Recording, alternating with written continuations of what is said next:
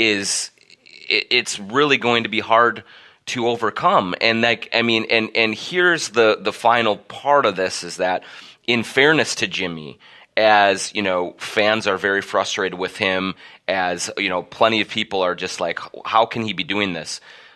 As we've reported at The Athletic, Jimmy told Tibbs, this is what's going to happen. I'm going to be out of here, and if it's not, it's going to get more and more difficult.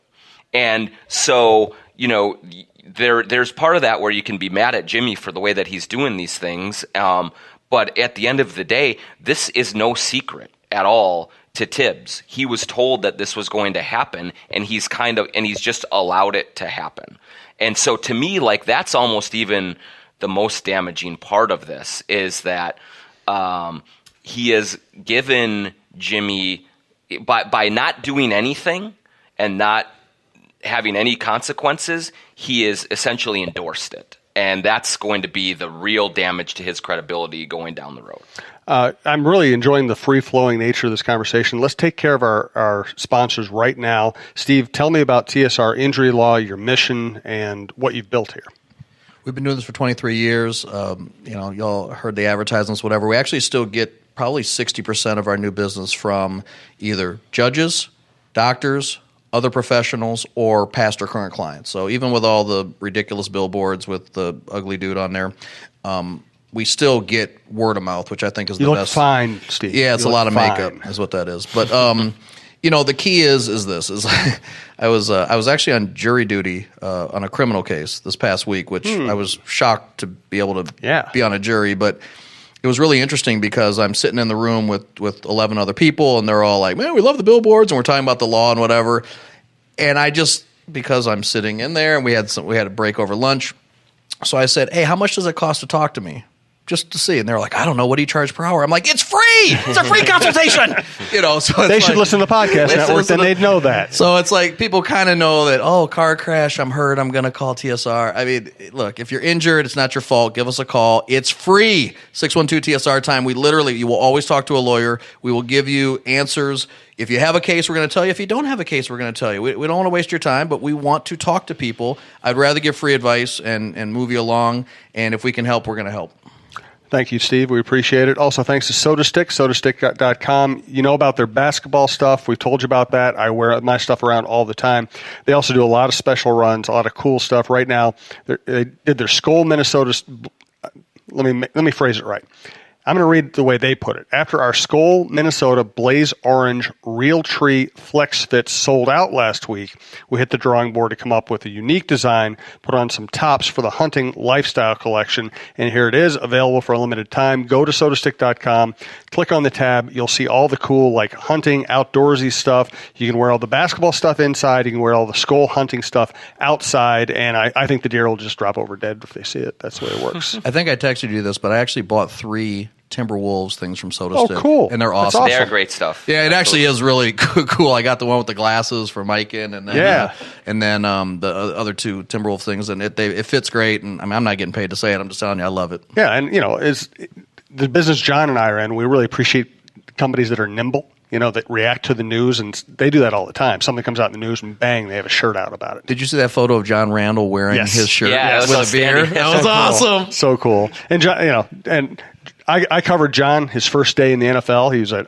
240-pound undrafted defensive end out of Texas A&I. He was about, he wasn't my size, but he was not big. And he's out there and he's just running drills against like Gary Zimmerman and Randall McDaniel. These guys are going to end up in the Hall of Fame, right? And since we're cussing on this show, these guys are out there. Get this away from me. They could not stand it. Here they are. They're just trying to get through practice, and this guy's going zzz. And now John has moved. I did a story on John a few years ago. He was having trouble getting proper care for one of his kids who was in trouble. Moved him back to Minnesota to get him proper care, and now he's like, screw it. I'm staying. I love it here. Tell me about The Athletic, then we'll get back to our lengthy conversation about all things Timberwolves. Right. So we have a promotion on The Athletic, or on this podcast with The Athletic, that's 40% off a year subscription. That's $2.99 a month with the promo code when you go to theathletic.com/JohnPod, all lowercase, JONPOD. POD, and it gives you basically a rundown and a window into the entire athletic menu. And it's some of the very best writing and coverage of professional and college sports in the entire country. If you sign up with us right now, you'll get my Timberwolves mailbag on all things Jimmy Butler. That's going to be moving shortly on this Monday afternoon. We have great Vikings coverage. We have great Wild coverage, Gophers, Twins, everything you could want locally. In addition, we have everything you could want nationally. If you're an NBA fan, awesome Warriors coverage. Joe Varden just wrote an unbelievable kind of summation of the Cleveland Cavaliers situation, which might be the only thing that rivals the Wolves in terms of level of dysfunction this season. That's on The Athletic right now. And even if you're not a Cavs fan, just to read the reporting and the detail that comes out in that, it's remarkable. Brendan Quinn in Michigan just did an amazing story on John Beilein and his reconnecting with his father and all of these things and the heart problems that the Michigan coach went through. And so you can go every single day. You can read hundreds of articles a week, and they're top-notch writers, top-notch reporting, all for $2.99 a month, 40% off for a year if you use theathletic.com/JohnPod, JONPOD, all lowercase. Let's change the subject here. So Derrick Rose, the night that I show up to rip on Jimmy doesn't play, and Jimmy sits in the locker room whining, a little baby. Go watch the game, and Derrick Rose scores 50 points, and it was a blast. It was a great performance. It was completely unexpected. It was just one of those cool sports moments. You show up and something great happens, right? Now, and I was writing kind of a combination of Jimmy, and I threw a little Derrick into my Jimmy, so I didn't really get too deep into the Derrick stuff. But I'm starting to notice on social media as Derrick is scoring, a certain, I don't know how to characterize a certain segment of people on Twitter saying, okay, this is what's wrong with sports. Here are all these people just celebrating Derrick Rose, even though he's been accused of rape, and the civil case is going to be coming back in front of a judge again soon. And I think it's worth talking about because I believe context is what we do. I think it's the most important thing we do. And yet I'm not sure that we need context on everybody every moment. And I feel like there are times you have to bring in a person's entire history into play. And I also felt like that might be one time where you just say, okay, it's just a basketball player scoring points and we can deal with the other issues later. Am I right or wrong? Well, I struggled with this, and I've struggled with this while writing about Derrick since he arrived here. Right. First of all, for me personally, I have explored at length his background and his legal issues and what happened in the case.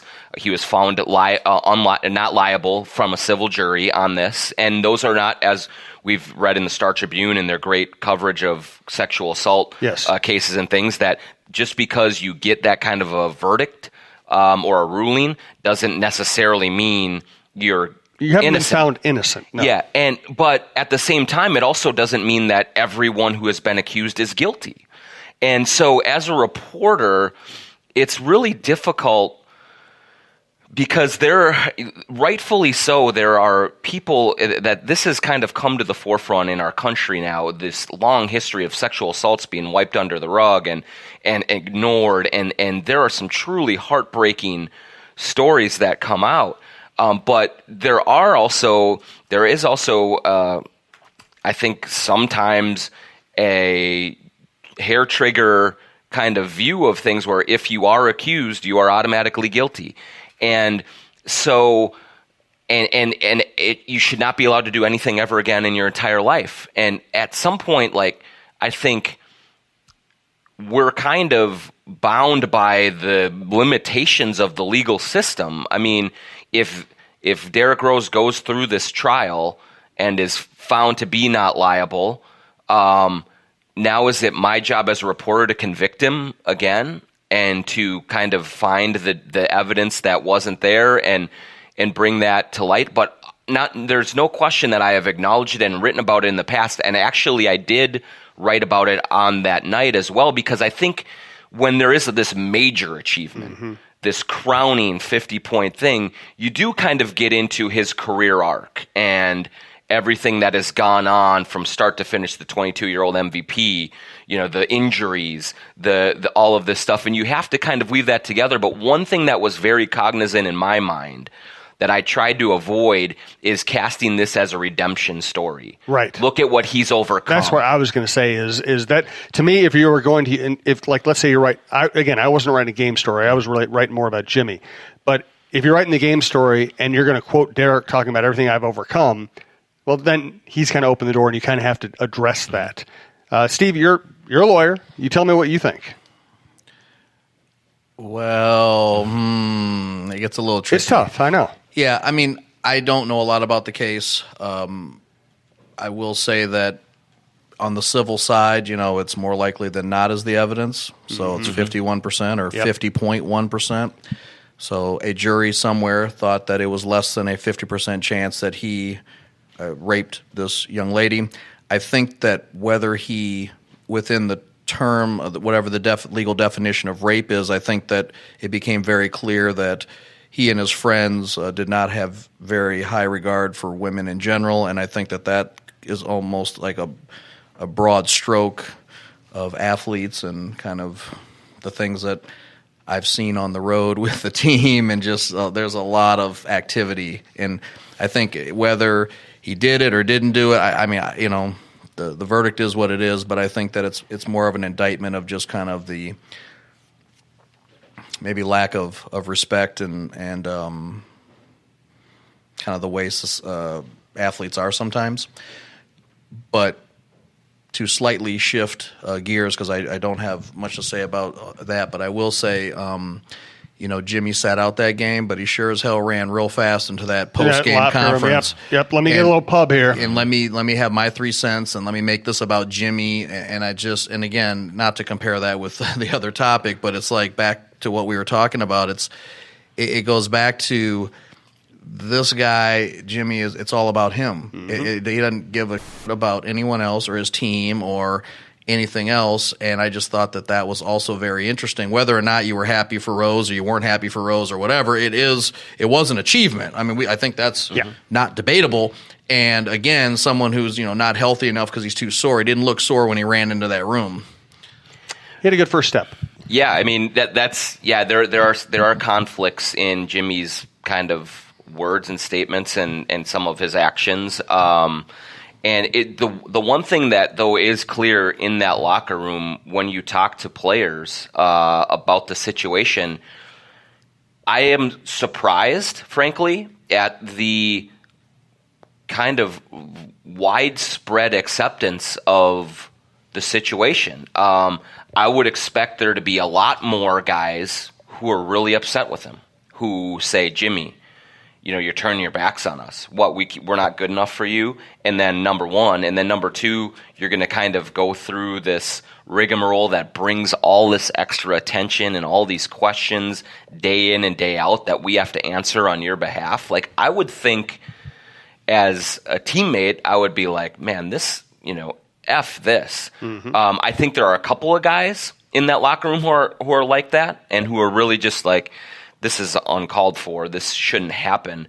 But there are a lot of guys in there who are just like, this is business. This is what he's doing, and we're going to roll with it. I don't think Derrick Rose was offended when Jimmy came in there, even though a lot of people would be like, how dare you steal my moment? This is my moment. This isn't your moment. You weren't there. You weren't even courtside. You weren't even at the bench watching us. But guys like Derek, Taj, I think even guys like Wiggins, Teague, I think Tyus likes Jimmy. I think that a lot of these guys are just part of it is they may look at it as, here's a guy who's standing up to Tibbs and who is kind of doing his own thing and making Tibbs look bad, and maybe that ultimately helps Jimmy's situation in their eyes. I always hate the cliches about the NBA or basketball players, and I hate the word culture, and I hate the idea that everybody's an AAU player. But this does, to me, tell you just that basketball players, they grow up, they get recruited from sixth grade on, they pick the most convenient team, and they know they're going to get rich if they're just pretty good. It almost speaks to the way the basketball life has evolved, where if you're good, you're going to get paid a lot of money whether you win or not. You're going to get recruited hard whether you win or not. It's really, there are people in the league who care most about winning, but I'm not sure it's a majority. Yeah, and they do kind of probably see, okay, I could eventually